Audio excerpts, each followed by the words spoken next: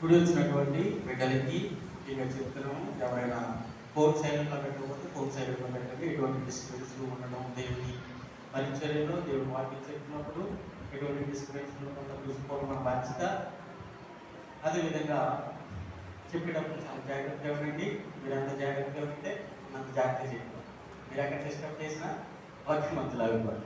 అయితే సర్వసాధారణంగా ఈ భూమి మీద పుడుతున్న ప్రతి వ్యక్తి కూడా దేవుడు పుట్టిస్తున్నాడు. అదే విషయం అందరికీ తెలిసింది. ఈ భూమి మీద పుడుతున్న ప్రతి వ్యక్తి దేవుడు అనుగ్రహిస్తేనే తప్ప, అందుకనే బైబిల్ గ్రంథంలో ఏమంటే గర్భఫలము దేవుడిచ్చు బహుమానం. ఈ భూమి మీద పుడుతున్న ప్రతి వ్యక్తి కూడా దేవుడు పుట్టిస్తేనే తప్ప లేదు. దేవుడు అనుకుంటేనే తప్ప ఈ భూమి మీద మనం పుట్టే అవకాశమే లేదు. మన తల వెంట్రుకలు కూడా దేవుడి దగ్గర ఏం చేయబడ్డాయంట? లెక్కింపబడి. అంటే ఒక మనిషి ఈ భూమి మీద పుట్టడానికి కారణం ఎవరంటే దేవుడు. ఈ భూమి మీద పుడుతున్న మనిషి ఏమనిపిస్తున్నాడంటే, ఏమనిపిస్తున్నాడు ఈ భూమి మీద ప్రతి మనిషి? కష్టాలు, శ్రమలు, బాధలు. యేసుక్రీస్తు కూడా ఏమనిపించాడు ఈ భూమి మీద? కష్టాలు, శ్రమలు. ఇప్పుడు జరుగుతున్న ఏంటి? శ్రమల కాలం. యేసుక్రీస్తు ప్రభువు ఈ భూమి మీద అనుభవించిన శ్రమల కాలాలు జరుగుతున్నాయి, ఇప్పుడు వస్తాయి. అయితే యేసుక్రీస్తు శ్రమలు అనుభవించడానికి, మనుషులు శ్రమ అనుభవించడానికి చాలా తేడా ఉంది. మనుషులు పాపం చేయడం వల్ల శ్రమలు అనుభవించారు, కానీ యేసుక్రీస్తు మనుషులు చేసిన పాపాలను బట్టి శ్రమలు అనుభవించారు. రెండింటికి చాలా తేడా. యేసుక్రీస్తు పాపం చేయకపోయినా శ్రమలు అనుభవించాడు, కానీ మనుషులు పాపాలు చేయబట్టి ఏమనిపిస్తున్నాడు? ఏమనిపిస్తున్నాడమ్మా? శ్రమలు, కష్టాలు, బాధలు, ఏడ్పులు, నిట్టూర్పులు. ఈ భూమి మీద పుడుతున్న ప్రతి వ్యక్తి కూడా తన జీవితంలో ఎంత సంపదన ఉన్నా, ఎంత ధనవంతుడైనా, ఎంత గొప్పవాడైనా కష్టాలు పడవలసిందే. వారి స్థాయికి తగ్గట్టే కష్టాలు పడతారు. రాజు ఉన్నాడు అనుకోండి, రాజు మనం చూస్తే ఏం కనబడుతుందంటే వాడు వేసుకున్న దుస్తులు, వాడు ఉంటున్న భవనాలు, వాడు అనుభవిస్తున్నటువంటి, వాడు తింటున్న ఆహారము, వాడు కూర్చున్న చైరు, వాడు వెనకాల ఉన్నటువంటి సేవకులు, వీళ్ళు మాత్రమే కనిపిస్తారు. కానీ ఆ రాజు తన రాజ్యాన్ని కాపాడుకోవడానికి చేసే పని ఏదైతుందో అది మనకి కనిపించింది. అది రాజుకి కష్టమైన పని. ఎవరి స్థాయికి తగ్గట్టుగా వారి కష్టాన్ని అనుభవిస్తారు. రాజు తన రాజ్యాన్ని కాపాడుకోకపోతే ఏమైపోతాడు? వేరే రాజ్యంలో వచ్చి చంపేసి రాజ్యాన్ని ఆక్రమించారు. రాజ్యాన్ని కాపాడుకోవడం కూడా కష్టమే. మనము ఒక ధనవంతుని చూస్తాం, ఆ ధనవంతుడు తిరుగుతున్న కారు, బంగ్లా ఇవన్నీ చూస్తాం, కానీ ఆ ధనవంతుడు పడుతున్న కష్టం ఏంటి, ఆ ధనవంతుడు అనుభవిస్తున్న శ్రమ ఏంటనేది మనం చూడం. ఇలా ఈ భూమి మీద ప్రతి వ్యక్తి ఏమనుభవిస్తున్నాడంటే శ్రమలు, కష్టాలు. బైబిల్ గ్రంథం దీని గురించి ఏమని సమాధానం ఇస్తుందంటే, యోబు గ్రంథము 5వ అధ్యాయం 6వ వచనం. యోబు గ్రంథము 5వ అధ్యాయము 6వ వచనం. పేజ్ నెంబర్ చెప్పండి.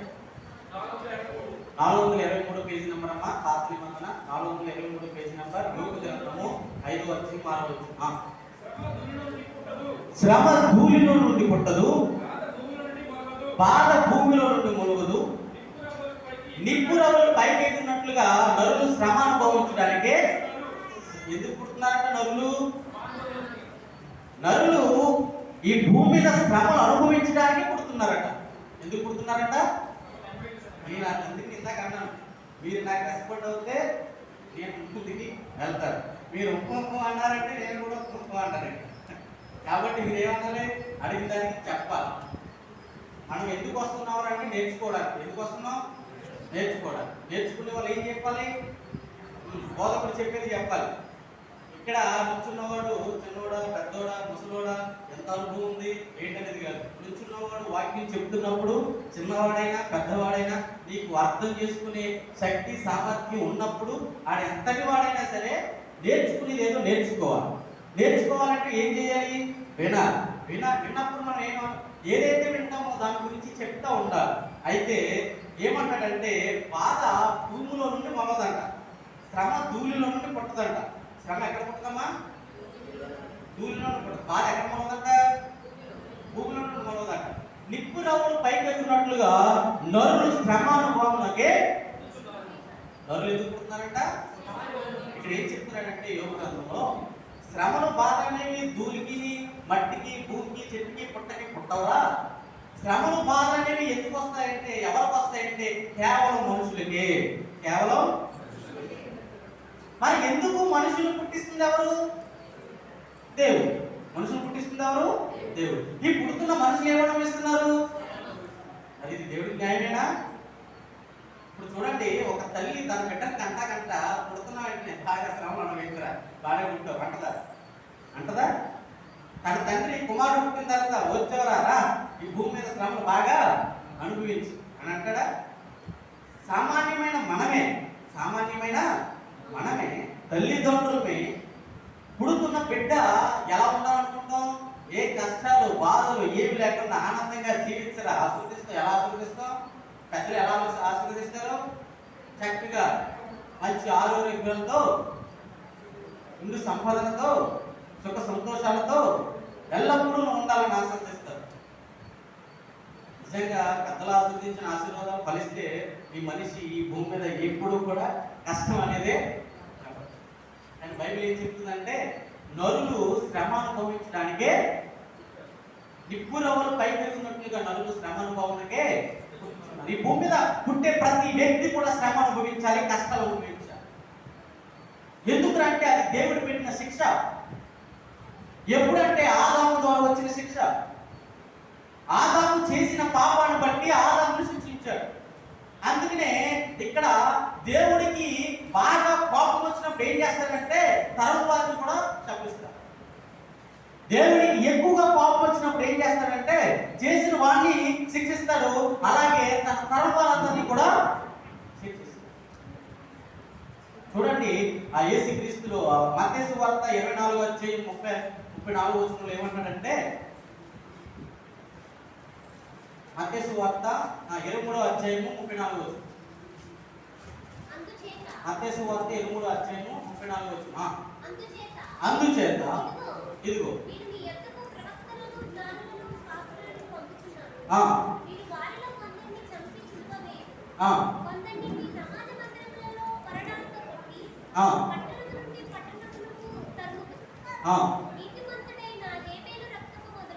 నీతిమంతుడైన హేబెలు రక్తం మొదలుకొని బలిపీఠమునకును దేవాలయమునకును మధ్య మీరు చంపిన బరకీయ కుమారుడకు జక్కరియా రక్తం వరకు భూమి మీద చిందింపబడిన నీతిమంతుల యొక్క రక్తము మీ మీదకి వచ్చు. ఇవన్నీ మీ తరము వారి వైదికి వచ్చునని. ఇక్కడ దేవుడికి పాపం వస్తే ఆ పాపం చేసిన వారిని కాదు, ఆ తరం వారిని, ఆ వెనకాల వచ్చే వారిని కూడా ఏం చేస్తాడంట? శపిస్తాడు. ఇక్కడ ఆదాముకి ఏం చేశాడంటే ఆదాము చెప్పిన పనిని చేయకపోవడం వలన, ఆదాము ఎలా బ్రతకాలో ఎలా బ్రతకనే మాటని పట్టించుకోకపోవడం వలన, నువ్వు ఇది తినకూడదు, ఇది తినాలని చెప్పినప్పుడు తినకూడదు అనేది ఏదైతే ఉందో అది తినడం వలన ఏం చేస్తున్నాడంటే శాపాన్ని తెచ్చుకున్నాడు. ఏం చేస్తున్నాడు? ఆజ్ఞాతిక్రమమే. దేవుడు ఇలా ఉండండి అని చెప్పినప్పుడు అలా ఉండకుండా ఉండడమే పాపం. పాపాలంటే ఏదో భయంకరమైన పాపాలు చేయకూడదు. అబద్ధం ఆడడం పాపమే, ఆజ్ఞాతిక్రమించడం పాపమే. అయితే మొట్టమొదటిగా మనిషికి కష్టాలు అనేవి లేని జీవితం ఇచ్చాడు దేవుడు. ఎటువంటి జీవితం ఇచ్చాడమ్మా? ఎటువంటి కష్టం లేదు.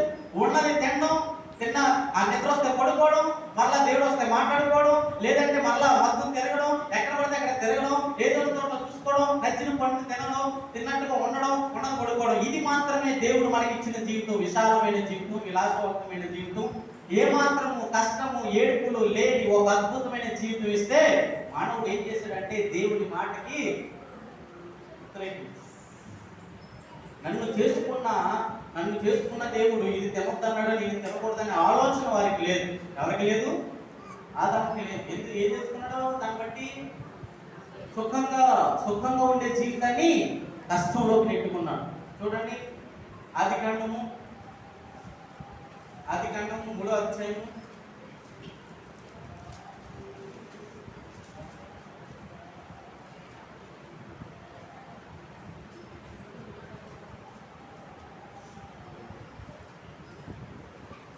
ఆదికాండం 3వ అధ్యాయం 19వ వచనం.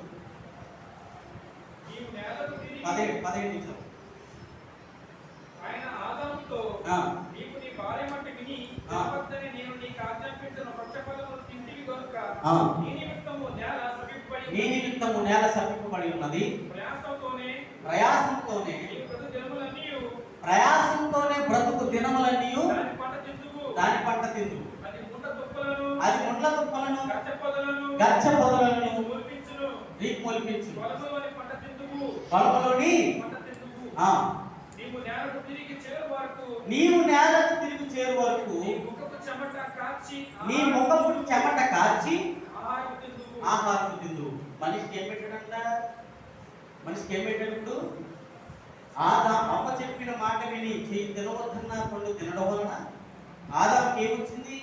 చక్కగా హ్యాపీగా ఏ బాధ లేకుండా ఎప్పుడు పండ్లు కాసే ఆ ఎదురుతో ఆ యొక్క జీవక్షపాలని పండ్లు తింటూ బ్రతికే ఆదాముకి ఇప్పుడు ప్రయాసపడి భూమి మీద కష్టపడి భూమి ఎక్కడ సారవంతమైన పంటిస్తుందో అక్కడికి వెళ్ళి చంపుకుంచి అక్కడ దున్నుకుని అక్కడ పంట వేసుకుని అది ఫలించుకుని తింటేనే తప్ప ఆదాముకి ఏం రాదు? ఏమి రాదు? ఆహారం రాదు. బ్రతకాలంటే ఏం కావాలి? గాలి నీరుంటే బ్రతుకుపోతావా?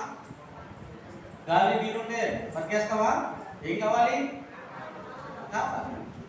ఇలా 2 గంటలు చెప్తే మీరే ఉండలేదు. ఎందుకని ఇలా 2 గంటలు చెప్తే మీరే ఉండలేదు. ఎందుకని ఆకాశేస్తుంది. ఈ భూమి మీద అందరికి సమానంగా ఇచ్చిన బహుమానం ఏంటో తెలుసు దేవుడు? ఆకలి. ఎంత రాజు అయినా ఎంత పకీరైనా కట్టడానికి ఆకలిస్తుంది. అది దేవుడు ఇచ్చిన వరం కాదు, శాపం. అది దేవుడు ఇచ్చిన శాపం. అసలు ఆకలి తప్పికలే లేనిటువంటి జీవితం ఇచ్చాడు మనిషికి. కానీ ఆకలిని పెట్టుకున్నాడు. ఆకలిని పెట్టాడు. ఎందుకు పెట్టాడు కూడా చెప్పాడు చక్కగా బైబిల్ గ్రంథం. సామెతల గ్రంథం 16 వచ్చాయి 26 వచ్చింది చదువు. సామెతల గ్రంథం 16 అధ్యాయం 26. కష్టము చేయువాని ఆకలి వాని కొరకు వాని చేత కష్టము చేయించును. 543 పాత నిబంధన 543 సామెతల గ్రంథము 16 అధ్యాయం 26 వచ్చింది. కష్టము చేయువాని ఆకలి వాని కొరకు వాని చేత కష్టము చేయించును. కష్టము చేయువాని ఆకలి వాని చేత వాని కొరకు కష్టము చేయించును. వాని కడుపు వానిని తొందరపెట్టును. వాని కొడుకు వానిని తొందరపెట్టును. ఏమని తొందర పెడతదంట? ఆకలి. కష్టము చేయువాని ఆకలి వాని చేత వాని కొరకు ఏం చేపిస్తుందంట? కష్టము చేయమని ఆకలి ఏం చేపిస్తుందంటే మనిషి చేత? మనిషికి ఆకలేస్తుంది. ఆకలేస్తుందంటే ఆకలి అంటే ఆహారం వస్తుంది. ఎదుర్కొంటాను వస్తుందమ్మా. మా విన్నారా? ఇలా చూడండి, మీరు బైబిల్ ఏం ముట్టుకోకపోతే మీరు తీయడం రాకపోతే నా ఇంటి చూడండి, నేనే చెప్పేస్తాను. జాగ్రత్త ఏముందో, ఓకేనా? జాగ్రత్తగా చెప్పిన బాగుంటేనే అరగంటేనే జాగ్రత్తగా వినండి. దేవుడు అక్కడ ఏం చెప్తున్నాడంటే సామెతల గ్రంథంలో కష్టము చేయమని ఆకలి వాని చేత వాని కొరకు కష్టము. ఇక్కడ మనిషి చేత ఏం చేస్తుందంటే కష్టపడాలని ఆలోచన ఎందుకు వస్తుంది మనిషికి? ఆకలి. ఆకలి ఏం చేపిస్తుందంటే అక్కడ అది చెప్తున్నాడు, కష్టము చేయమని ఆకలి. ఎవడైతే కష్టపడుతున్నాడో వాడికి ఆకలి ఏమని చెప్తుందంటే కష్టపడమని చెప్తుందంట. కష్టము చేయమని ఆకలి వాని చేత వాని కొరకు కష్టం చేయొచ్చు. ఎవడి కొరకు కష్టపడి ఇదంతా ఎవరి కోసం చేపిస్తుందంట? వాడి కొరకు వాని చేత. ఎవడైతే ఆకలిని బాధపడుతున్నాడో వాడు కష్టపడితేనే తప్ప వాడి ఆకలి. అందుకని ఏమి చెప్పాడు? నీ ప్రయాసపడి నీ చెమట భూమి మీద కాలిస్తేనే తప్ప భూమి నీకు దాని సారం ఇవ్వదు. మనిషి ఈ ఆకలి ఎప్పుడైతే వేస్తుందో మనిషికి తినాలనే కోరిక వస్తుంది. తినాలంటే డబ్బులు కావాలంటే పని చేయాలంటే ఎక్కడ తిన్నా కష్టపడి. భూమి మీద చేస్తున్న ప్రతి ఉద్యోగం కానీ ఎంత ఉన్నతమైన ఉద్యోగమైనా ఏదైనా ఏ చిన్న కూలి పని అయినా ఎక్కడైనా ప్రతి ఒక్కరు కష్టపడి సంపాదించుకుంటేనే తప్ప తన ఆకలిని కోటి విద్యలు గుర్తునే రాలేదు. సామెతల గ్రంథం అంటే సామెతలో ఉన్న సామెతలన్నీ భూమి మీద పలుకుతున్న సామెతలే. మామూలుగా మన పెద్దలు పలుకుతూ ఉంటారు కదా, చాలా చమత్కారంగా ఉంటాయి, నవ్వుకోవడానికి చాలా బాగుంటాయి. అవన్నీ కూడా బైబిల్ గ్రంథం నుంచి వచ్చినాయి సామెతలు. మీరు ఆ సామెతలు చూసుకుంటే మంచి, ఇవన్నీ కూడా సామెతలు మంచివే. ఇప్పుడు కోటి విద్యలు కూడి కోసం అనేది నిజమే కదా. ఎన్ని చేసినప్పటికీ చివరికి దేనికోసం? కోట్లు సంపాదించినా సరే ఎదురుకున్న ఆహారం లేదు. ₹1,00,000 ఎదురుకుండా తినడానికి ఆహారం లేదు. డబ్బు తినగలరా? తినగలరా? డబ్బుని కొన్ని వందల కోట్లు బంగారం అలా ఉంది, తినగలరా? రూపాయి సంపాదించుకున్నా, ₹100 సంపాదించుకున్నా అది తినడానికి ప్రతిదీ మళ్ళీ ఎక్కడికి వెళ్ళిపోద్ది? మట్టిలోకి వెళ్ళిపోద్ది. అందుకని ఈ భూమి మీద మనిషి ఎందుకు కష్టపడుతున్నాడంట? ఎందుకు? దేవుడు మనిషికి ఏం పెట్టేశాడు? ఆకలి పెట్టేశాడు. చూడండి, అసలు ఎవడైనా నిజంగా కష్టపడకుండా సుఖంగా బతికేస్తాడేమో అని చెప్పేసి వాడికి ఏం పెట్టాడట? వాడు ఆకలి ఏం చేపిస్తుందంటే వాడి చేత కష్టం చేపిస్తుంది. కష్టపడాలని ఆలోచన వస్తుంది. కష్టపడితే తప్ప తిండి లోపలికి వెళ్ళదు, తిండి దొరకదు, డబ్బు దొరకదు. డబ్బు లేదంటే ఎవరు బయట మనకి ఏమి. అయితే ఈ భూమి మీద మనిషికి పెట్టిన శిక్ష ఏంటో తెలుసా? కష్టము. ఏంటది? కష్టం. మనకి శాపంగా తరతరాల నుంచి ఆదాయం నుంచి వస్తున్న శాపం ఏంటో తెలుసా? శ్రమలు, బాధలు, కష్టాలు. బైబిల్ గ్రంథం చెప్తుంది ఏంటంటే ఈ కష్టాల నుంచి, శ్రమల నుంచి తప్పించుకోవడమే మనిషి జీవితం. బైబిల్ గ్రంథం అంతా ఫస్ట్ నుంచి చివరి వరకు చెప్పే సారాంశం ఏంటో తెలుసా? ఈ కష్టాన్ని, శ్రమల్ని దాటుకుంటే ఒక జీవితం ఉంది. ఆ జీవితం కొరకు ఇవన్నీ ఆ జీవితం కావాలంటే సుఖపడితే సరిపో. ఆ జీవితం రావాలంటే నీ భూలోకంలో కష్టపడాల్సిందే, శ్రమలు పడాల్సిందే. అది దైవ కుమారుడైనా దేవుడైనా ఈ భూమి మీదకి వచ్చిన తర్వాత ఖచ్చితంగా ఏం చేయాలి? కష్టపడాలి. ఎందుకంటే నరులు భూమి మీద కష్టానుభవానికే పుట్టుతున్నారు. నరులు ఎందుకు పుడుతున్నారంట? శ్రమానుభవానికే. వాళ్ళు శ్రమ పడాలి. నిజంగా ఈ భూలోకం మీద శ్రమలు, బాధలు అనేవి లేకపోతే ఎవరికి దేవుడు అనేవాడు తెలియదు. ఎప్పుడైనా గుర్తుపెట్టుకోండి, బాగా కష్టం వచ్చినప్పుడు ఎవరు గుర్తొస్తారు మనకి? కరెక్ట్గా మనకి బాధ వచ్చినప్పుడు దేవుడు గుర్తొస్తాడు తప్ప 12 గంటలకి అలా ప్రార్థనగానే దేవుడు గుర్తురాడు. సమయానికి దేవుడి దగ్గరికి రావాలనే సమయం ఆలోచన దేవుడు గుర్తురాడు. కరెక్ట్గా మనం సంఘానికి మనం 1 గంటలకు వచ్చినా 2 గంటలకు వచ్చినా అప్పుడే దేవుడు చెప్తున్నాడు, ఒక మాట చెప్తున్నాడు. క్రమశిక్షణ లేకపోవడం వలన, తన క్యారెక్టర్ కోల్పోవడం వలన, తన నిజాయితీలు కోల్పోవడం వలన ఆదాముకి శిక్ష పడింది. ఆదాముకి శిక్ష ఎందుకు పడిందంటే కొడుకు తినడం వల్ల కాదు. తను తన నిజాయితీని కోల్పోయాడు. ఎవరి దగ్గర? దేవుడి దగ్గర. తన క్రమశిక్షణను కోల్పోయాడు, తన స్థితిని కోల్పోయాడు, మనిషి యొక్క గుణాన్ని కోల్పోయాడు. యేసుక్రీస్తు భూమి మీద జీవించింది జీవించాడంటే ఆయన అద్భుత కార్యాలు చేశాడు, ఆశ్చర్య కార్యాలు చేశాడు, అద్భుతాలు చేశాడు. నేను అలా చేయాలి ఇది కాదు యేసుక్రీస్తు దగ్గర నేర్చుకోవాల్సింది. యేసుక్రీస్తు దగ్గర నుంచి నేర్చుకోవాల్సింది ఏంటంటే నిజాయితీ, క్యారెక్టర్. అందుకనే సమాజ మందుల్లో పరిసయ్యులు, శాస్త్రులు ఎదుర్కొండా ఏలెత్తి తెలుసుకుంటాడు. ఎవడైనా నా యందు పాపం ఉందని నిరూపించగలడా? అటువంటి క్యారెక్టర్ ఉన్నారు ఎవరికి? ఎవడైనా అది ఎవడైనా పర్లేదు, వచ్చి నాలో పాపం ఉందని నిరూపించమనండి, మీరు ఇక్కడే నన్ను ఏం చేసుకున్నా పర్లేదు. యేసుక్రీస్తు దగ్గర నేర్చుకోవాల్సింది ఏంటో తెలుసా? క్యారెక్టర్ నేర్చుకోవాలి. ఆయన బ్రతికిన 33 సంవత్సరాలైనా 20 సంవత్సరాలైనా ఎలా బ్రతికాడో ఆ బ్రతుకు నేర్చుకోవాలి. ఎలా బ్రతికాడంటే మనిషిలా బ్రతికాడు. ఎలా బ్రతికాడు? మనిషి కుమారుడు ఎలా బ్రతికాడంటే మనిషిలా బ్రతికాడు. మనిషి లక్షణాలు ఏంటో అవి ఇప్పుడు మనిషిలో లేవు. మనిషికి లేవు. ఒక మనిషి లక్షణం ఎవరిలో కనిపిస్తుందంటే ఒక యేసుక్రీస్తులోనే కనిపిస్తుంది. అందుకనే యోగ గ్రంథంలో మళ్ళీ ఒక మాట అన్నాడు. 11:12 చదవండి. యోగ గ్రంథం 11:12. యోగ గ్రంథము 11:12. అయితే అడవి గాడిద పిల్ల 11:12 యోగ గ్రంథం పాత నిబంధన గ్రంథం. అయితే అడవి గాడిద పిల్ల నరుడై పుట్టిన నాటికి గాని బుద్ధిహీనుడు వివేకి. అడవి గాడిద పిల్ల ఎలా పుట్టిన నాటికి కానంట? మా జాగ్రత్త. అడవి గాడిద పిల్ల తెలుసు మీ అందరికీ? గాడిద పిల్ల తెలుసు కదా, ఇప్పుడు గాడిద తెలుసు కదా. అడవి గాడిద పిల్ల నరుడై పుట్టిన నాటికి గాని బుద్ధిహీనుడు. అడవి గాడిద పిల్ల ఎక్కడైనా నరుడిగా పుడుతుందమ్మా? కుక్క పిల్ల మనిషిగా పుడుతుందా? పంది పిల్ల మనిషిగా పుడుతుందా? గాడిద పిల్ల ఎలా పుడుతుంది? అది అడవి గాడిదైనా, లేదంటే ఊరు గాడిదైనా, లేదంటే పట్టణం గాడిదైనా, లేదా పల్లెటూరు గాడిదైనా, ఏ గాడిదైనా ఎలా పుడుతుంది? కానీ అడవి గాడిద పిల్ల నరుడై పుట్టినాడికి కానీ బుద్ధిహీనుడు ఏం కాడట అంటే ఇప్పుడు అడవి గాడిద పిల్ల నరుడిగా పుట్టదు కాబట్టి బుద్ధిహీనుడు ఏమోడంట. అవునా? బుద్ధిహీనుడు కాడా కాడా బుద్ధిహీనుడు కాడా. బుద్ధిహీనుడు గుర్తొస్తే ఏమవుతుంది? వివేకం. అవునా?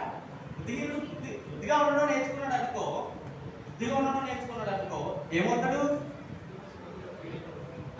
జ్ఞానవంతుడు అవుతాడు, వివేకవంతుడు అవుతాడు.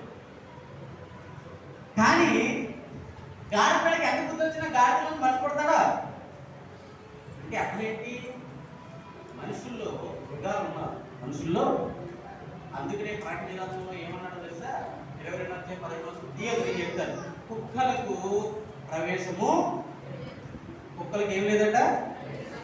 ఇదిగో వ్యాసదారులైన శాస్త్రుల పరిశీలు శాస్త్రులు, మీరు చూడండి, మీరు ఏం కప్పుకున్నారంటే తోడేలు చర్మాన్ని కప్పుకున్నారు. యేసుక్రీస్తు ప్రభువారు శిష్యులకి ట్రైనింగ్ ఇచ్చి సువార్తకి పంపిస్తున్నప్పుడు ఏమంటాడు తెలుసా? ఇదిగో మిమ్మల్ని ఎక్కడ పంపిస్తున్నాం తెలుసా? తోడేళ్ల మధ్యకు పంపిస్తున్నాం. మనుషుల్లో ఎవరు ఉన్నారంట? మనుషుల్లో ఎలాంటి వారు ఉన్నారంట? తోడేళ్ళు ఉన్నారు. అలాగే ఇంకో మాట చెప్తారు ఏంటంటే, మీ అమూల్యమైనటువంటి ముత్యాలను కుక్కలు ఎదుట పళ్ళు ఎదుట మారవేయుడు. అవి ఏం చేస్తాయి? వాటి వీళ్ళు దానికి తెలుస్తుందా? ఏమవుతాయి? తొక్కుకుండా వెళ్ళిపోతాయి. ఏం చేస్తాయి? అలా ఉండనే అంటే నిజంగా కుక్కల దగ్గరికి పళ్ళ దగ్గరికి వెళ్ళి మనం మాట్లాడతామా అంటే? కుక్క లాంటి వారు పందులు లాంటి వారు మనుషుల్లో ఉన్నారు. ఇస్మాయిల్ ఎటువంటి గుణం కలవాడు? అడవి గాడిద స్వభావం. అయితే మనుషుల్లో మనిషి లేడు, మనిషిగా పుడుతున్నాడు కానీ వాడిలో మనిషి లేడు. యేసుక్రీస్తు మాత్రమే మనిషి, యేసుక్రీస్తు స్వభావమే మనిషి. యేసుక్రీస్తులా ఎవడు మారతాడో అప్పుడు అడవి గాడిద పిల్లలోంచి మనిషి పుడతాడు. ఎవడు పుడతాడు? మనము ఈ భూమి మీద ఎలా పడుతున్నామంటే, ఎలా పడుతున్నాం? భూమి మీదకి పాపంతో పడుతున్నామా? అన్ని పాపాలు ధరించుకుని పడుతున్నామా? శాపాలతో పడుతున్నామా? యథార్థంగా పడుతున్నామా? పాపాలతో పడుతున్నామా? శాపాలతో పడుతున్నామా? యథార్థంగా పడుతున్నామా? చెప్పండి. ప్రసంగి గ్రంథం 7వ అధ్యాయం చివరి వచ్చి, ప్రసంగి గ్రంథము 7వ అధ్యాయము చివరి వచ్చి,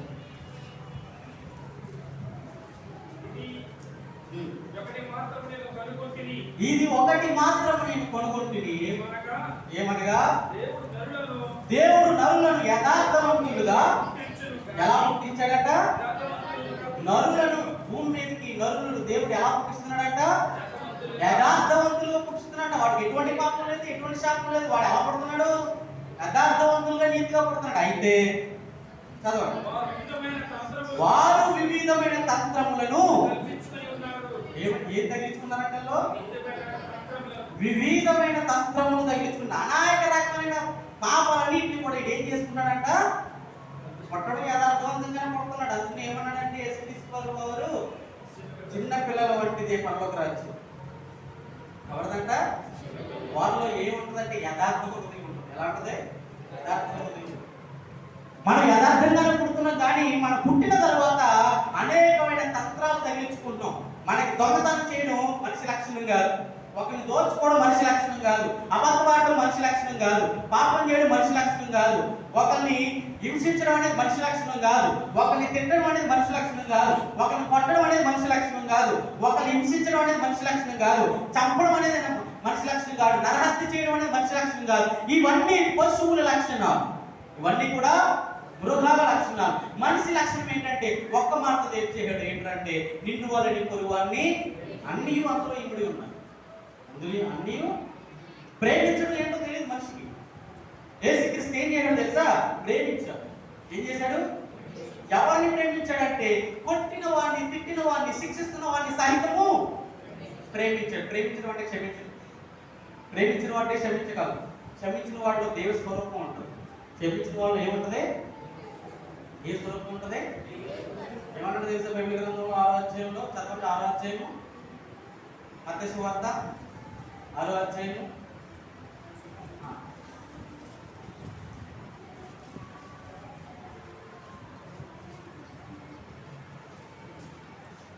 15వ వచనం. మీరు మనుషుల అపరాధములను క్షమింపక, ఆ మత్తయి సువార్త 6వ అధ్యాయము 15వ వచనం. మీరు మనుషుల అపరాధములను మీరు మనుషుల అపరాధములను క్షమింపకపోయిన యెడల, క్షమింపకపోయిన మీ తండ్రియు మీ తండ్రియు మీ అపరాధములను మీ క్షమింపడు. అపరాధములను క్షమింపడు. దాని పై వచనం కూడా చదవండి. మనుషుల అపరాధములను మీరు క్షమించిన యెడల మీ పరలోకపు తండ్రియు మీ అపరాధములను, మీరు కనుక ఈ లోకంలో ఉన్న వారిని క్షమించకపోతే పరలోకపు తండ్రియు మిమ్మల్ని, యేసుక్రీస్తు ఏమన్నాడు తెలుసా? కొట్టేస్తుంటే, చంపేస్తుంటే, హింసిస్తుంటే, తండ్రి తండ్రి మీరేం చేస్తున్నారో మీరేరు కనుక వీరిని, అది కొట్టే వాళ్ళని తిట్టే వాళ్ళని కూడా క్షమించడమే ప్రేమించడం. నేను ఎవరైతే తిడుతున్నారో కొడుతున్నారో వాళ్ళని ప్రేమించి చూడు, అప్పుడు నీలో ఉన్న మనిషి బయటపడతాడు. అప్పుడు ఒకడు పుడతాడు, అడవి గాడిదలోంచి ఒకడు పుడతాడు. ఎవడాడు? మనిషి పుడతాడు. అప్పుడు బుద్ధిహీనత నుంచి ఎవడు పుడతాడు? వివేకుడు పుడతాడు. ఈ బుద్ధిహీనుడు, ఈ వివేకుడు అడవి గాడిద వంటి స్వరూపం మార్చుకుని మనుషులందరూ మనుషులుగా పుట్టాలి అంటే యేసుక్రీస్తులా మారితేనే తప్ప ఎవడు కూడా పుట్టలేడు. ఎలా మారితే తప్ప? యేసుక్రీస్తులా మారితే తప్ప. యేసుక్రీస్తులా మారిన తర్వాత ఏం చేయాలంటే శ్రమ అనుభవించాలి. ఇప్పుడు నేను చెప్పిన టాపిక్ ఏంటంటే ఎందుకు మనిషి శ్రమలు బాధలు ఎందుకు అనుభవిస్తున్నాడంటే శ్రమలు బాధల వలన దేవుని యొక్క ప్రేమను ఏంటో తెలుసుకోవాలి. దేవుడు మనకి ఇంత శిక్ష ఎందుకు ఇచ్చారా, ఇంత బాధను పెట్టారా? ఎప్పుడైనా చూడండి, ఎక్కువ బాధలు కష్టాలు అనిపిస్తున్నవాడు అప్పుడు ఏమంటున్నాడు తెలుసా? దేవుడిని నన్ను ఎందుకు పుట్టించయ్యా, నన్ను ఎందుకు పుట్టించో? ఈ బాధల శ్రమను అనుభవించి నా జీవితంలో ఇక సరిగ్గా నవ్వుకోవడానికి ఒక క్షణం కూడా దొరకదా? ఆనందం ఉండడానికి ఒక గడియలు కూడా ఉండవా? ఎందుకు ప్రభు నన్ను ఈ బాధ నుంచి, ఈ శ్రమ నుంచి నన్ను తప్పించమంటే మార్గం చెప్పాడు. మార్గం ఏంటంటే, ఇదిగో ప్రయాసపడి భారం పోతున్న సమస్త జనులారా నేను మీకు. అయితే దాని ముందు ఒక మాట చెప్తున్నాను, శ్రమలు సర్వకాలం ఉండవు. శ్రమలు 1వ పేతురు రాసిన పత్రిక 1వ అధ్యాయము 5వ వచనం చదవండి. 1 పేతురు, నేను తరగేస్తాను ఎందుకంటే నాకు సమయం లేదు, తీరుపడిగా చెప్తాను, తొందరగా తీయాలి. కడవరి కాలమందు బయలుపరచబడుటకు 1 పేతురు రాసిన పత్రిక 1వ అధ్యాయము 5వ వచనం చదవండి. కడవరి కాలం ముందు బయలుపరచబడుటకు సిద్ధముగా ఉన్న రక్షణ మీకు కలుగునట్లు విశ్వాసము ద్వారా దేవుని శక్తి చేత కాపాడబడు మీ కొరకు ఆ స్వాస్థ్యము పరలోకమందు భద్రపరచబడి ఉన్నది. తర్వాత ఎందువలన అన్నాడు కదా, ఎందువలన వేరు. ఇందువలన అంటే మనము దేని కోసమైతే ఎదురు చూస్తున్నామో ఆ స్వాస్థ్యము మన కొరకు ఏం చేయబడిందంట? భద్రంగా దాచి ఉంచాడు దేవుడు. ఎవరి స్వాస్థ్యం వారికి దాచి ఉంచాడు, భద్రపరచబడి ఉంది కనుక ఇందు మూలంగా మిక్కిలి ఆనందించున్నారు కానీ అవసరమును బట్టి నానా విధములైన శోధనలు చేత ప్రస్తుతమున కొంచెము కాలం మీకు. మనం దేని చూసి ఆనందించాలి? పరలోకమందు నా కొరకు ఒక స్వాస్థ్యము భద్రంగా దాచి ఉంచాడు నా దేవుడు. నేను ఇక్కడ ఎన్ని బాధలు పడినా, ఎన్ని కష్టాలు పడినా, ఏమైపోయినా, నేను ఎన్ని తిప్పలు పడినా సరే నాకు ఈ జీవితం కాదు, నాకు ఇంకొక జీవితం ఉంది. దాని కొరకు నాకు ఒక స్వాస్థ్యాన్ని, నాకు ఒక బహుమానాన్ని భద్రంగా దాచి ఉంచాడు. దాని కొరకు ఆనందించుతున్నాము. కానీ ఇప్పుడు మట్టికి కొంచెం కాలం మనకి ఏం కలుగుతుందంట? ఏం కలుగుతుంది? ఏం కలుగుతుందంట? దుఃఖం అంటే తెలుసా? అందరికీ బాధలు వస్తాయి కానీ, అందరికీ బాధలు ఉంటాయి కానీ అందరికీ దుఃఖం రాదు. అందరికీ కష్టాలు ఉంటాయి కానీ దుఃఖం అందరికీ రాదు. దుఃఖం ఎప్పుడు వస్తుంది తెలుసా? భరించలేని భారం ఉన్నప్పుడే దుఃఖం వస్తుంది. అంటే ఈ భూమి మీద మనం పడే కష్టము భరించలేని, చాలా భారమైంది. అందుకనే మనిషికి ఏం కలుగుతుంది? అయితే సర్వకాలం కాదట. ఏమన్నాడు? కొంచెం కాలం. ఎంతకాలము? కొంచెం కాలం. కొంచెం కాలము. ఈ మాట గుర్తుపెట్టుకుంటే ఎంతకాలం? కొంచెం కాలము మీకు ఏం కలుగుతుందంట? దుఃఖం కలుగుతుంది. ఎందుకంటే చెప్తున్నాడు కదా చూడండి. నశించిపోతున్న సువర్ణము అగ్ని పరీక్ష. సువర్ణం అంటే తెలుసు కదా? సువర్ణం అంటే ఏంటి? మాకు తెలుస్తుందమ్మా ఆడలకి బంగారం. సువర్ణం నశించిపోతున్న సువర్ణం. తలకు ముసుగులేంటి? ముసుగు జారకూడదు. తలకు ముసుగులేంటే చున్నీలేంటి? అయితే నశించిపోతున్న సువర్ణము అగ్ని పరీక్ష వలన శుద్ధపరచబడుతున్నది కదా. దానికంటే అప్పులు ఏంటంటే బంగారం కంటే సువర్ణానికి అందరికి సరిగ్గా అర్థమవుతుంది లేదని చెప్పేసి బంగారం వేస్తానే. బంగారం కంటే అమూల్యమైన ఏ విశ్వాసం? అంత అమూల్యంగా ఎప్పుడైనా చూసారు మీ విశ్వాసాన్ని? అమ్మా బంగారం కంటే ఇక్కడ మీ బంగారం ఉంది, పక్కన యేసుక్రీస్తు ఒక విశ్వాసం ఉంది. ఇక్కడ బంగారం ఫ్రీగా వస్తుంది. దేని తీసుకుంటారు? తీసుకుంటారు. బంగారం కొంచెం కారం వాడు ఏం చేస్తుందంటే కుటుంబాన్ని పోషిస్తారు. విశ్వాసం ఏం చేస్తుంది? మనిషికి వచ్చి ఆలోచన ఏం చేస్తాం? బాగా విశ్వాసం ఏం చేస్తుంది? ఏమైనా చేస్తుందా? అంత విశ్వాసం ఉంటే మనం టైంగా వస్తాం. దేవుడి మీద విశ్వాసం ఉంచడం అంటే మన క్యారెక్టర్ని నిలబెట్టుకోవడం. ఆదాము కోల్పోయాడు, అవ్వ కోల్పోయింది, మనుషులందరూ కోల్పోతున్నారు. దేవుడిని నమ్మడం అంటే దేవుడు చెప్పినట్లుగా నడుచుకోవడం. ఆయన ఈ టైంకి రావాలంటే ఈ టైంకి వస్తారా? నెక్స్ట్ వచ్చిన టైంకి వస్తారా? ఆయన పర్లేదు, దేవుడు ఏం చేయట్లేదు అంటారు. ఏమన్నా తెలిసిన ప్రకటన గ్రంథంలో నీతిమంతుడుగానే, పాపాత్ముగానే దొంగతనం చేసి నీతిమంతుడిని ఉన్నామని అవినీతిమంతుడిగా ఉన్నాయి. ఎవడ పని చేసుకోండి. నేను వస్తాను, నేను వచ్చి నా పని కూడా చేస్తాను. సర్లే, దేవుడు ఎందుకు పట్టించుకోవట్లేదు అంటే దేవుడు వచ్చే కాలం దగ్గర పడింది. యేసుక్రీస్తు పుట్టుక ముందు కొన్ని వందల సంవత్సరాలు దేవుడు సైలెంట్గా ఉన్నాడు. ఏం కార్యాలు చేయలేదు. ఒక ప్రవక్తను పంపలేదు, ఒక సేవకుని పంపలేదు, ఒక యాజకుని పంపలేదు, ఎవరిని పంపలేదు. కొన్ని వందల సంవత్సరాలు సైలెంట్ అయిపోయింది. మొత్తం దేవుడి దగ్గర నుంచి ఒక్క వర్తమానం కూడా లేదు, ఒక్క మాట కూడా లేదు పైనుంచి. అందరూ ఎదురు చూస్తున్నారు దేవుడు ఏదైనా పంపిస్తాడేమో అని చెప్పేసి. ఎందుకంటే దేవుడు ఒక అద్భుతం చేసేటప్పుడు, ఏదైనా కార్యం చేసేటప్పుడు కొన్ని సంవత్సరాలు మూలకుంటాడు, ఏ పని చేయడు. తర్వాత కొన్ని వందల సంవత్సరాల తర్వాత యేసుక్రీస్తును పుట్టించడానికి ఒక దేవదూతను పంపుతాడు. అది దేవుడు ఎందుకు సైలెంట్గా ఉన్నాడంటే మన పని కూడా తొందరలో చక్కబెట్టడానికి వస్తున్నాడు. జకర్యా గ్రంథంలో ఏమంటాడు తెలుసా? భూమి మీద దేన్ని వదులుకున్న సమస్తాన్ని ఏం చేస్తున్నాడు? తుడిచి వేస్తున్నాడు. చూడండి జకర్యా గ్రంథము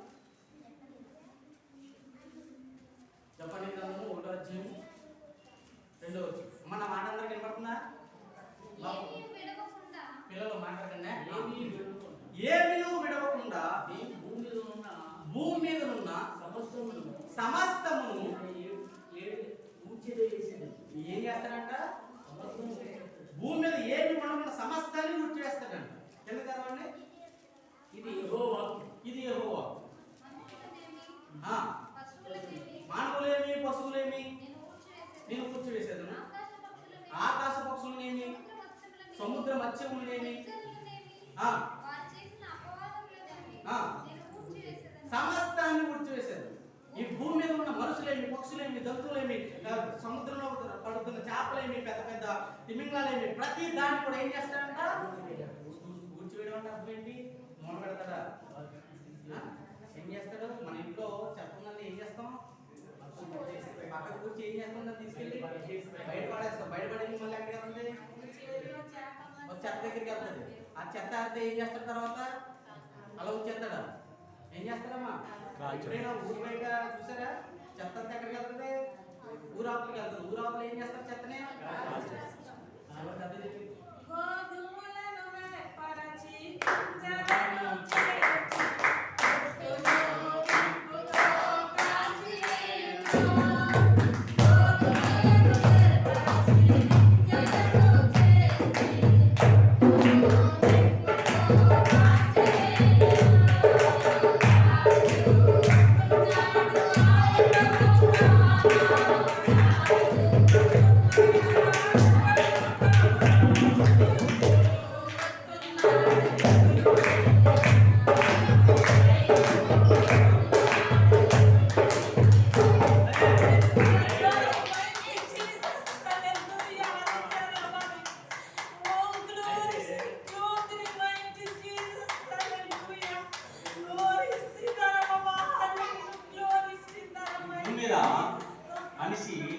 ఏం పడాలంట?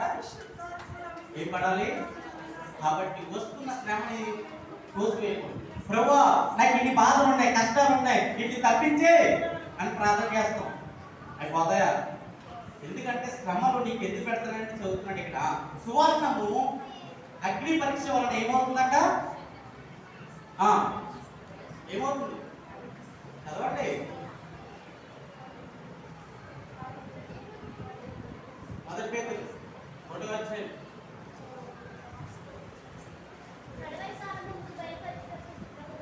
కిందకు వచ్చి సువర్ణ దగ్గరకు వచ్చి,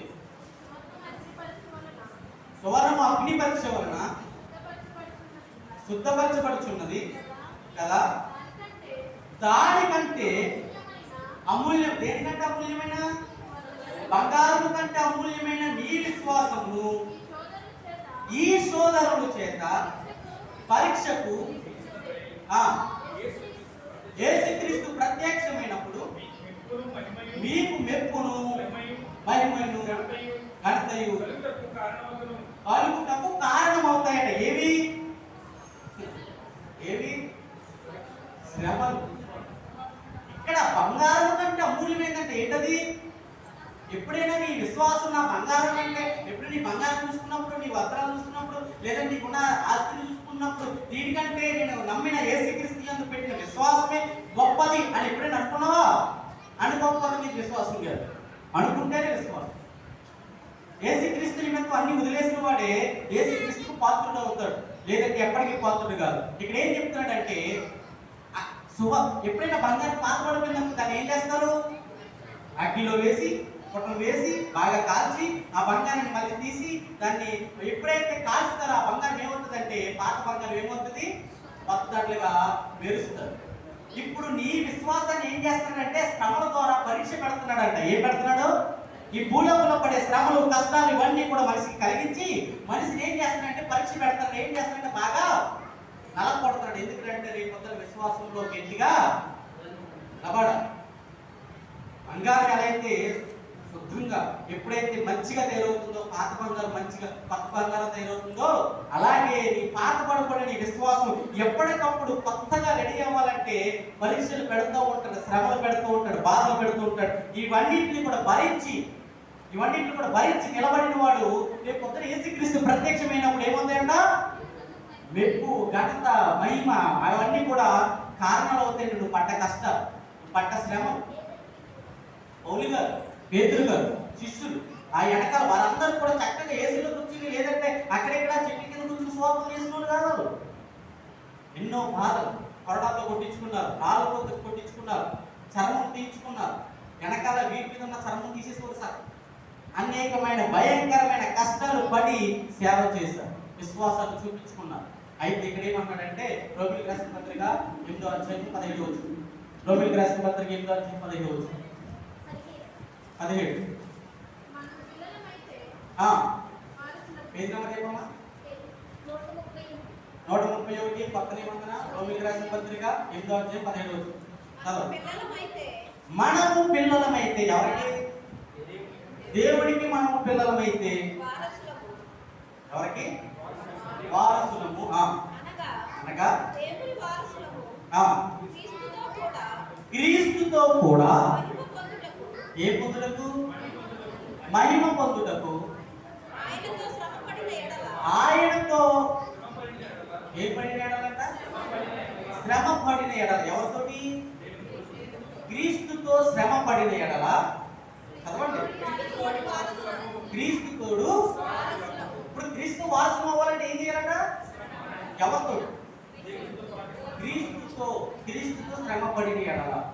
ఈ భూమి మీద ఉన్న నేను దేవుడి కుమారుడిని అని చెప్పుకుంటున్న ప్రతి బిడ్డ ఏం చేయాలంటే క్రీస్తు ఎలా శ్రమలు పడ్డాడో అలాగే శ్రమలు పడాలి. అందుకని ఏమన్నాడంటే ఎవడైతే క్రీస్తు వారసుని అని చెప్పుకున్నాడో, దేవుడి పిల్లల్ని అని చెప్పుకున్నాడో, వాడు క్రీస్తు మహిమ పొందాలి అంటే, క్రీస్తు ఎటువంటి మహిమలో ఉన్నాడో పరలోకంలో అటువంటి మహిమ నీకు కావాలి అంటే క్రీస్తుతో శ్రమ పడాలి. క్రీస్తుతో శ్రమ అనుభవించి అప్పుడు క్రీస్తు తోడు వారసుడివి అవ్వాలి. చక్కగా చేతులు దులిపేసుకుంటాం. ఎక్కడికి వచ్చి? మందిరానికి వచ్చి. ఏ బాధ లేదు, ఏ బాధ ఉండదు. విశ్వాసులు చక్కగా వస్తారు, కూర్చుంటారు, వేస్తావు, గురికేస్తారు. లేదంటే 4 పాటలు పాడతారు, లేదంటే అప్పుడప్పుడు హల్లెలూయా అంటారు. ఏ బాధ ఉండదు, శ్రమ అంటే తెలియదే. క్రీస్తుతో ఎవరైతే శ్రమ పడతాడో వాడు మాత్రమే వారసుడు. ఎక్కడికి? పరలోక రాజ్యం. క్రీస్తుతో శ్రమ లేకపోతే కనుక, క్రీస్తు పడిన శ్రమ నీకు లేకపోతే కనుక, క్రీస్తు పడిన శ్రమ అంటే ఏం చేయాలి? సిలువ మోయాలి. అవునా? అంతేనా? సిలువ మోయాలి, అంతేనా? మత్తయి సువార్త 11వ అధ్యాయము. ఇప్పుడు కష్టం నుంచి తప్పించుకోవడాలంటే ఏం చేయాలి చెప్తున్నాను జాగ్రత్తగా. మత్తయి సువార్త 11వ అధ్యాయం 22వ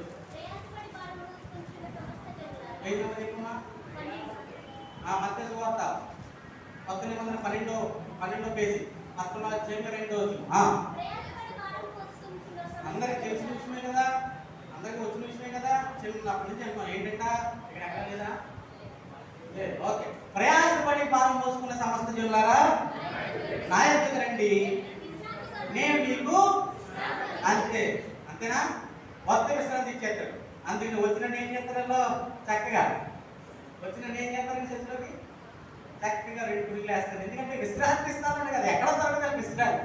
విశ్రాంతి అంటే అర్థము, చాలా మంది విశ్రాంతి అంటే విశ్రాంతిలోకి వెళ్ళిపోయారు ఆయన అనుకుంటారు. విశ్రాంతి అంటే చెప్పుకోవడం కాదు. విశ్రాంతి అంటే పని పాట లేకుండా కూర్చో, విశ్రాంతి అంటే అది. ఇప్పుడు చూడండి, ఎప్పుడైనా రైల్వే స్టేషన్కి వెళ్తే రిజర్వేషన్ విశ్రాంతి గది అని ఉంటుందా? ఫస్ట్ క్లాస్ విశ్రాంతి గది చదువు ఎప్పుడైనా, సెకండ్ క్లాస్ విశ్రాంతి గది. లోపల ఏం చేస్తారు? ఇప్పుడు ఫస్ట్ క్లాస్ విశ్రాంతి గది అంటే ఫస్ట్ క్లాస్ లో కూర్చున్న వాడు ఏం చేయాలి? అక్కడికి వెళ్ళి ట్రైన్ వచ్చేదాకా ఆడికి ఏం పని ఉంటుంది? పని ఏంటంటే పని లేదండి, ట్రైన్ వచ్చేదాకా పని లేదు, ట్రైన్ వచ్చాక ఇల్లు ఎక్కాలి. కాబట్టి విశ్రాంతి దినం అంటే పని ఏమీ లేకుండా కూర్చునే వాళ్ళు అర్థం. అంటే ఏం పని ఉండదు.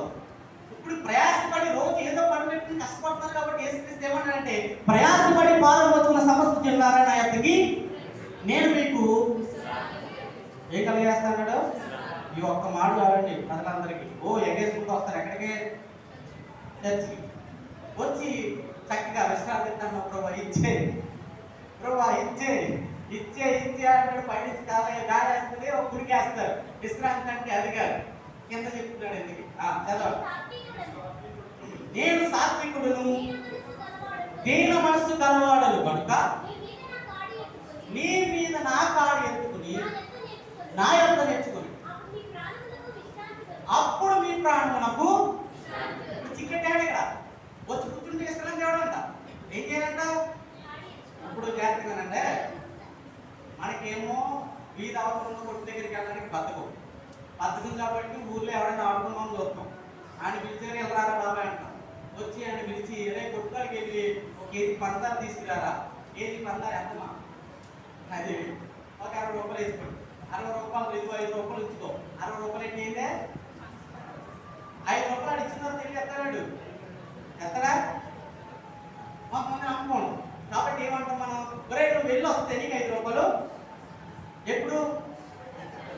వెళ్ళి వచ్చాక, వెళ్ళి పంచదార తెచ్చాక అప్పుడు 5 రూపాయలు ఇస్తాం. ముందు ఇచ్చేద్దామా? మళ్ళీ నమ్మకం ఇది ఎత్తలేదు. ఓకే. కాబట్టి ఇక్కడ యేసుక్రీస్తు ఏమన్నాడంటే, అరే రండి మీకు విశ్రాంతిని ఇస్తాం. ఏమన్నాడంటే, ప్రయాసపడి భారం మోసుకున్న సమస్త జనులారా నా యొద్దకు రండి, రండి మీకు విశ్రాంతిని ఇస్తా అన్నాడు. ఇప్పుడు విశ్రాంతిని ఇస్తానంటే ఏం చేయాలో వచ్చినంటే,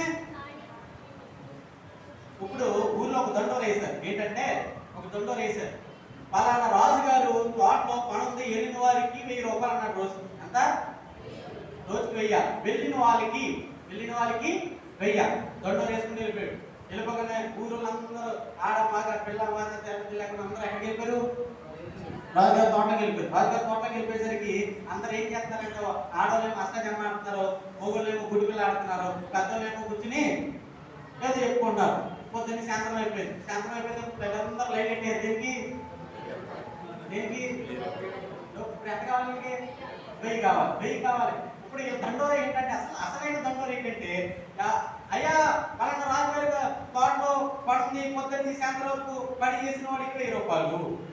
వీళ్ళు ఏమన్నారు? వెళ్ళిన వాళ్ళకి 1000 రూపాయలు. పని చేసిన వాళ్ళకనే మాట మర్చిపోయారు. పని చేసిన మాట అనేది వదిలేశారు. వదిలేయడం కాదు, దాన్ని చదవలేదు, దాన్ని పట్టించుకోలేదు. ఫస్ట్ ఏమన్నారంటే వెళ్ళిన వారికి మనకులాగా ప్రయాసపడి భారత సంస్థలాగా రండి మీకు విశ్రాంతి ఇస్తారండి. వచ్చారు కానీ ఏం చేయాలో చేయట్లేదు. వీళ్ళకి విశ్రాంతి రాదు. సరే రాజుగారు వచ్చారు.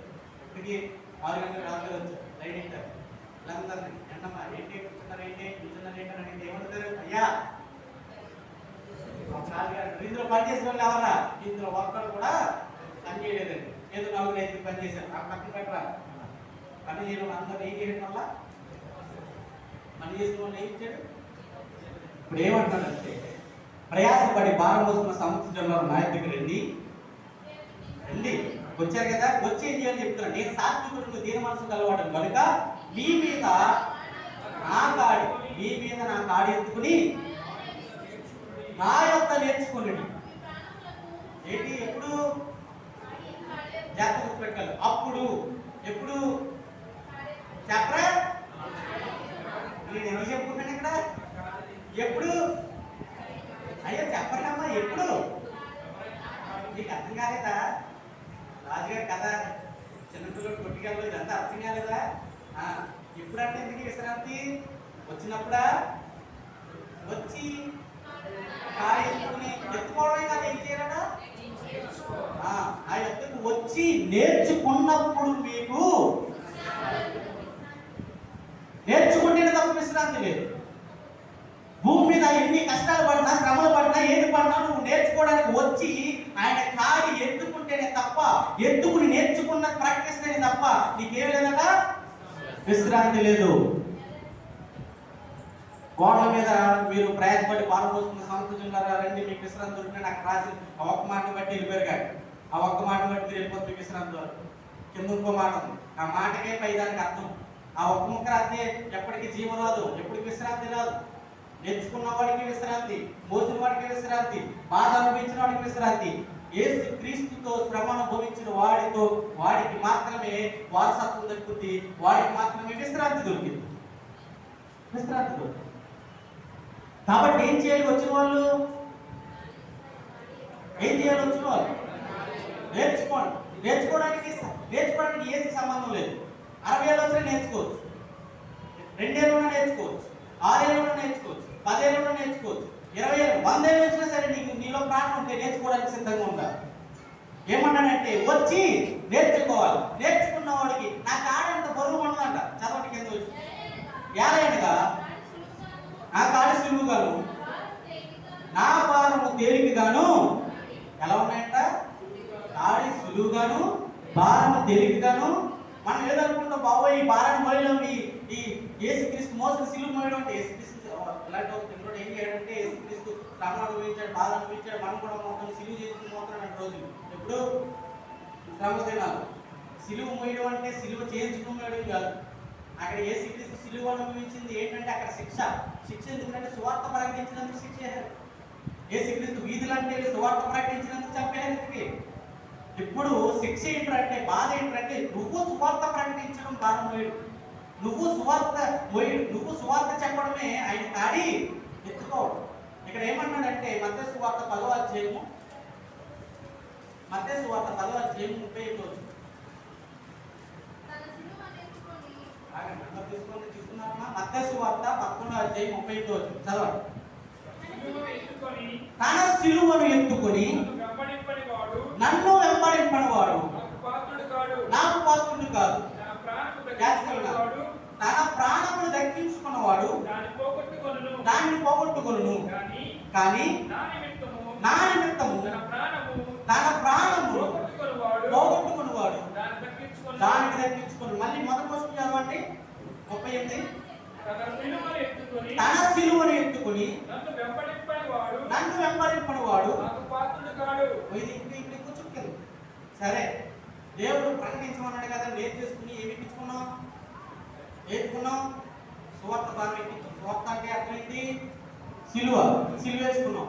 సిలువ వేసుకుని ఎవరిని వెంబడించాలి? సిలువ వేసుకుని ఎవరిని వెంబడించాలి? మళ్ళీ చదవండి. తన సిలువను ఎత్తుకుని ఎవరిని వెంబడించాలంట? చాలా మంది సిలువను ఎత్తుకున్నారు, సువార్త ఎత్తుకున్నప్పుడు ఎవరిని వెంబడించట్లేదు. పక్కకు తప్పుకోవాలి.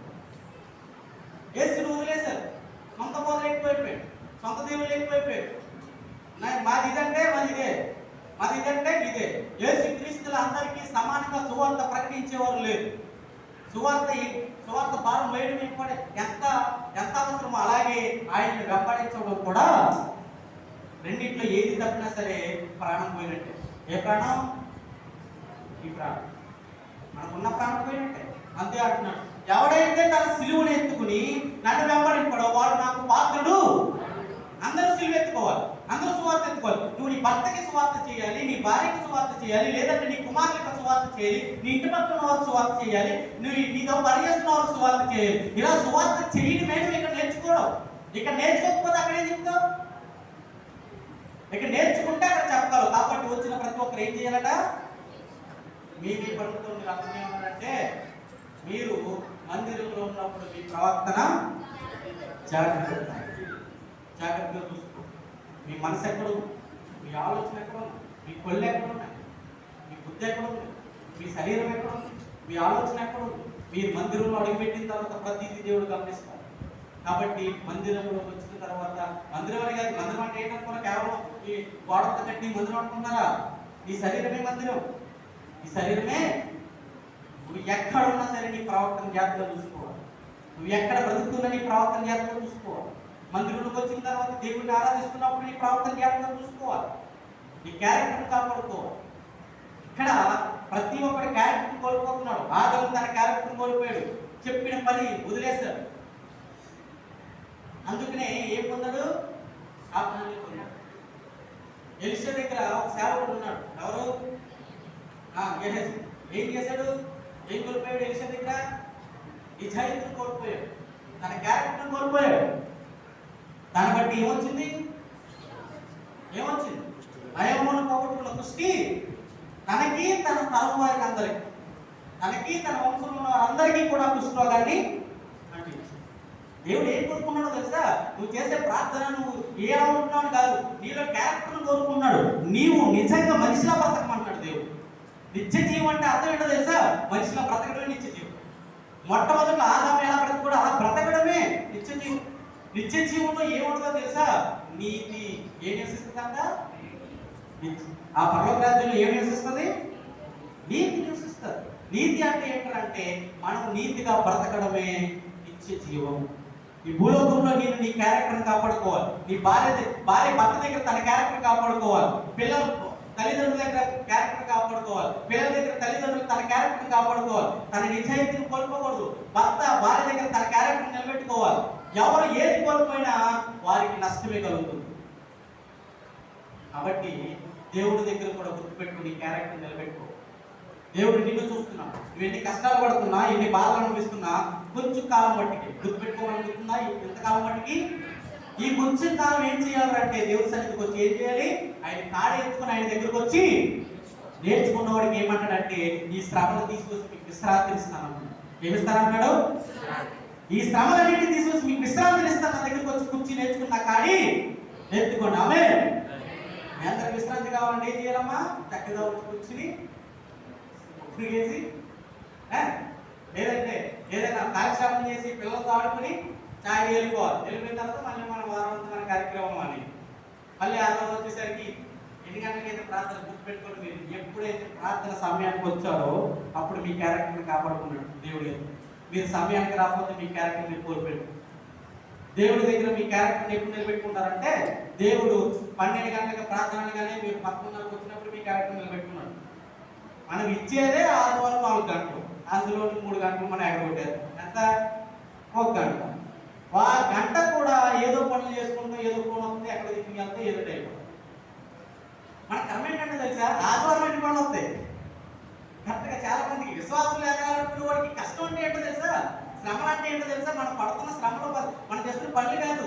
ఎప్పుడైతే దేవుడి దగ్గరికి ఎలా అనుకున్నప్పుడు ఏదో ఆటంకం వస్తుంది. అది తప్పించుకుని వచ్చి వాడికి, అది తప్పించుకుని వచ్చి సంఘంలో ప్రార్థనలో నిలబడిన వాడే నిజమైన క్యారెక్టర్ నిలబెట్టుకున్నాడు. ఒక మనిషి నిలబెట్టుకున్నాడు. ఇప్పుడు మనిషిలో ఏమున్నాయంటే మృగ లక్షణాలు ఉన్నాయి. అందుకని ఏమన్నాడంటే మనిషిని కుక్కతో పోల్చాడు, పదితో పోల్చాడు, కక్క మృగాలతో పోల్చాడు. ఆ యొక్క మృగం నుంచి మనిషి పుట్టాలి, క్రీస్తు పుట్టాలి మరలా. అప్పుడు నిజమైన క్రైస్తవ్యం బయటకు వస్తుంది. కాబట్టి ఈ భూలోకంలో మీరు అనుభవిస్తున్న శ్రమలు బాధలు అన్నింటినీ కూడా మీరు తప్పించుకుని నిత్య జీవంలోకి వెళ్ళాలంటే ఒకే మార్గం, వేసే మార్గం. ఆయన ఏమంటాడు, వచ్చి నా దగ్గర నేర్చుకున్న కాడి ఎత్తుకుని నా సిలువ పట్టుకుని నా ఎండ వెంబడిస్తే నేను వాడికి ఏమి ఇస్తానంటే విశ్రాంతి. కాబట్టి మీరందరూ కూడా ఆ విశ్రాంతిని పొందుకుని దేవుని యొక్క మహిమలో ఉంటారని ఆశిస్తూ ఆశీర్వదిస్తూ మరి వాక్యం ముగిస్తున్నాను. సమయం ఎక్కువ తీసుకున్నాను, క్షమించండి. అలాగైతే తప్పనిసరిగా నా కోసం పరిచర్య కోసం కూడా ప్రార్థన చేయండి. దేవుడు ఇంకా మీ పరిచర్య బహు అభివృద్ధి పరచును గాక. మీరేం చేయాలి, వచ్చి నేర్చుకుని మీకు చెప్పి నాలుగు రప్పించుకోవాలి. మీరు సైలెంట్గా ఉంటే సంఘం సైలెంట్గా ఉంటుంది. ఎప్పుడైతే నేర్చుకున్నవాడు ప్రకటిస్తాడో, ప్రకటించిన వాడు ద్వారా సంఘం అభివృద్ధి చెందుతుంది. దేవుడు మిమ్మల్ని ఇంకా అనేకమైన స్థితిలో దేవుడు బహుపాలను వాడుతుంది గాక. ఆమేన్. నా కోసము పరిచర్య కోసం ప్రార్థన చేయండి. నాకు అవకాశం ఇచ్చిన నాన్నగారి అలాగే బావగారికి అందరికీ కూడా వందనాలు. మరి సమయం ఎక్కువ తినేసి క్షమించండి. ప్రార్థన చేసుకున్నాం, చిన్న ప్రార్థన వాక్యం.